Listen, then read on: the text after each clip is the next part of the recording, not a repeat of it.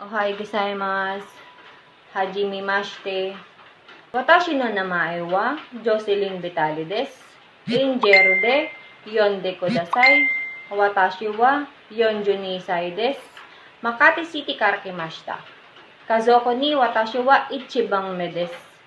フィリピンの介護仕事しています。3年間ぐらいです。民間と病院で経験があります。サウトリンスゴルフコースとマニラカントリークラブゴルフコース仕事しています。7年前です。私はすべての作業とマルシータすぐの処理大丈夫です。私は働く人です。世話をするのが私の情熱です。家族のために日本で仕事します。